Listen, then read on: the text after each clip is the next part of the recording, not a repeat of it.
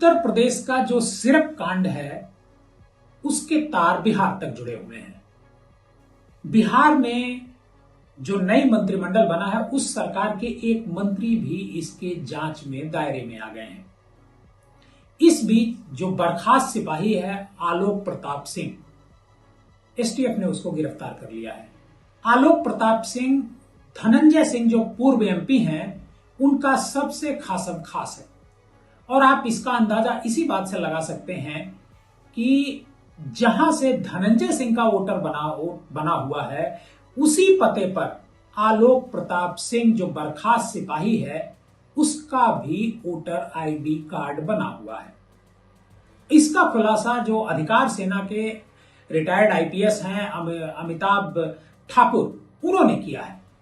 और लखनऊ में भी धनंजय सिंह और आलोक प्रताप सिंह का आवास एकदम अगल बगल है, मतलब कितनी नजदीकियां हैं दोनों में।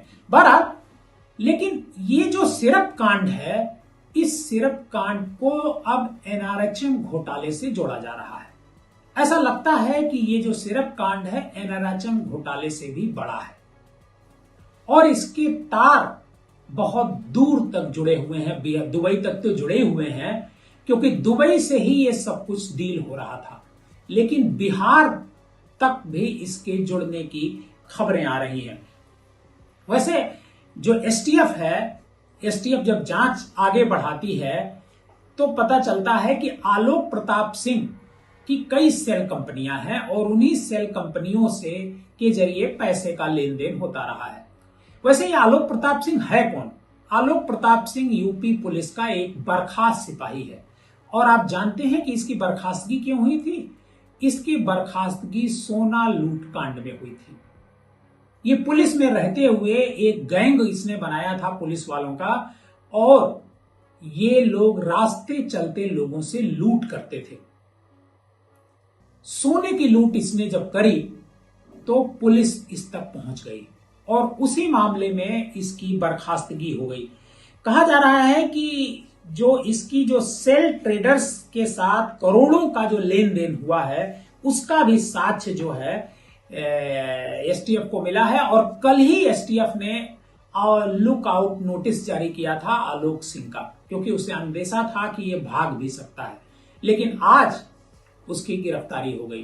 कहा जा रहा है कि एक बड़े नेता ने खुद एसटीएफ को फोन करके कहा कि आलोक को गिरफ्तार कर लीजिए, मतलब आलोक उनके पास है, आकर के ले जाइए। मतलब ये गिरफ्तारी पुलिस की मेहनत से नहीं हुई है, ये भी मैनेजमेंट है। पुलिस महकमे में इतनी जबरदस्त दखल इस आलोक प्रताप सिंह और इस पूरे गैंग की है कि आप अंदाजा नहीं लगा सकते हैं। और पुलिस के बड़े अधिकारी भी इसमें शामिल हैं। बिना बड़े पुलिस अधिकारियों के शामिल हुए इतना बड़ा गैंग ऑपरेट नहीं हो सकता है। कहा तो यहां तक जा रहा है कि पुलिस महकमे में इस सिरप कांड को लेकर के दो गुट हो गए हैं। पुलिस महकमे का एक गुट चाहता है कि इस पूरे कांड में जितने भी लोग हैं उन सबको जेल के भीतर डाला जाए, लेकिन एक गुट ऐसा है जो कई लोगों को बचाना चाहता है। वो चाहता है कि इसमें कई लोग बच जाएं, इसकी जांच आगे न बढ़े। लेकिन देखना है कि अभी आगे क्या होता है। आपको बताएं कि इस मामले में जो अमित सिंह टाटा है वो पहले गिरफ्तार हो चुका है और अमित सिंह टाटा ने बताया था कि आजमगढ़ के विकास सिंह ने उसकी मुलाकात शुभम जायसवाल से कराई थी।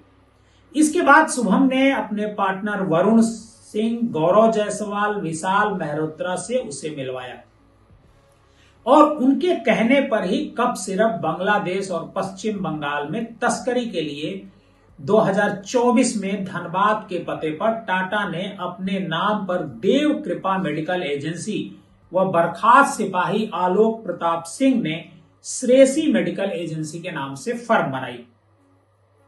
पहली बार में आलोक प्रताप सिंह और अमित सिंह ने 5-5 लाख रुपए लगाए और उन्हें 20 से 22 लाख रुपए तक इस जो कैप सिरप है इससे मिले। अमित ने यह भी बताया कि वह आलोक 2-3 बार ही धनबाद गए थे, वहां का सारा काम वरुण सिंह देखता था। धनबाद के बाद अमित और आलोक ने वाराणसी से ड्रग लाइसेंस लेकर वहां भी फर्म खुलवाई। यहां अमित की फर्म का नाम श्री मेडिकल और आलोक की फर्म का नाम मां शारदा मेडिकल रखा गया।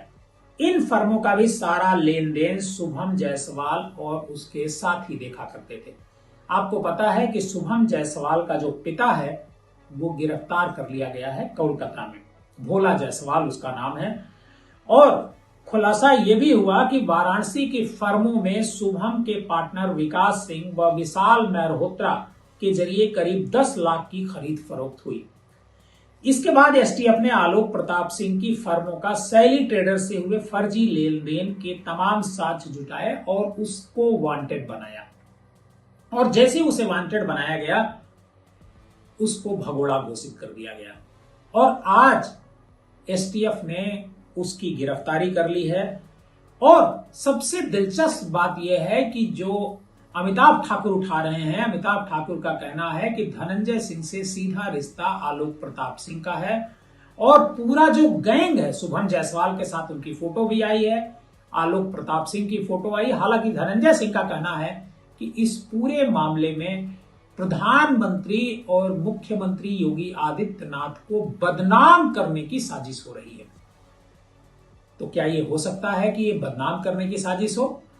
क्योंकि प्रधानमंत्री का संसदीय क्षेत्र बनारस आता है और पुलिस अगर एक्शन ले रही है, पुलिस अगर पत्रकारों को कुछ बता रही है इस घटना के बारे में, तो क्या इससे योगी आदित्यनाथ की छवि खराब हो रही है? बिल्कुल नहीं। योगी आदित्यनाथ की छवि इससे मजबूत हो रही है कि इस तरह के जो लोग हैं, इस तरह के जो तस्कर हैं, उनके खिलाफ एक्शन हो रहा है। और एक बात, ये तो लाखों की बात हमने करी है, लेकिन ईडी को पता चला है कि इसमें करोड़ों रुपए का लेन देन हुआ है और ये पैसा यहां से दुबई भेजा गया है। दुबई भेज करके वहां पर भी कारोबार शुरू किया गया है। कई जो इसके पार्टनर्स हैं उनकी दुबई में ऐश करते हुए तस्वीरें भी खूब वायरल हो रही हैं सोशल मीडिया पर। इस समय सोशल मीडिया पर और कुछ मीडिया में सबसे बड़ा ट्रेंडिंग मुद्दा यही है कि सिर्फ घोटाले में बड़े लोग कब पकड़ में आएंगे। आप पब्लिक न्यूज टीवी देख रहे थे। अगर आप हमारे इस चैनल पर नए हैं, पहली बार हमारा ये प्रोग्राम देख रहे हैं, तो हमारे इस चैनल को सब्सक्राइब कीजिए और इस स्टोरी को ज्यादा से ज्यादा लोगों को शेयर कीजिए।